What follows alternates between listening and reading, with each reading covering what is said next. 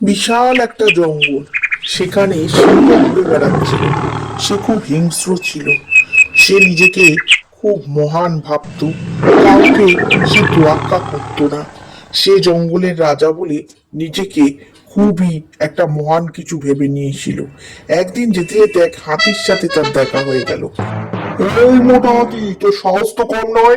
দেখছিস আমি মহারাজ যাচ্ছি, তুই তাও এগিয়ে আসছিস। তুই থাম এখানে, আমাকে নমস্কার কর, সম্মান জানা। ওসব সম্মান ফম্মান করার সময় আমার নেই। তোমার আমি রাজা মানিই না।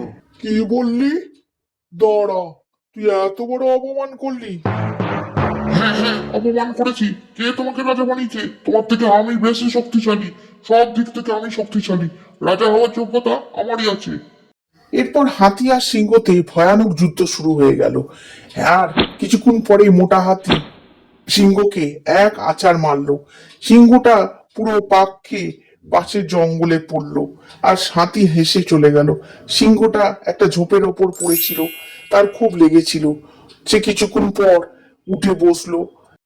একটা চালাক শিয়াল দূর থেকে সব ঘটনাই দেখছিল। সে এরপর সিংহ মহারাজের কাছে এগিয়ে গিয়ে বলল, প্রণাম সিংহ মহারাজ, আমি দূর থেকে সব দেখেছি। ওই পাজি হাতিটা আপনাকে কিভাবে কষ্ট দিয়েছে। আপনি চিন্তা করবেন না, আপনি দু একদিন বিশ্রাম নিন, তারপর ওই হাতিটাকে শাস্তি করবেন। আমি আপনার খাবারের জোগাড় করছি। ও কাউয়া, এবার খাবারের জোগাড় করতে হবে। চারদিকে কাউকেই তো দেখতে পাচ্ছি না। ও কাউয়া, আরে ওদিকে একটা ছাগল খাবার খাচ্ছে। ও ছোট ছাগল, জঙ্গলে এসছো? মহারাজের সাথে দেখা করেছো? চলো মহারাজকে আমি দেখা করে দিই। না না, শুনেছি সিংহ খুব ভয়ানক হিংস্র, আমি যাব না। দূর, কে বললো হিংস্র? সিংহ অত্যন্ত নিরীহ প্রাণী। না না, তুমি তার মায়ের গায়ে মুখে উঠে শুনেছি লাফালাফি পর্যন্ত সিংহ করতে খুব পারো। হিংস্র হয়। আর গ্রামে গিয়ে ও কাউয়া, কে বলেছে হিংস্র হয়? তুমি আমার সাথে চলো। তুমি সিংহকে জানো না, খুবই নিরীহ।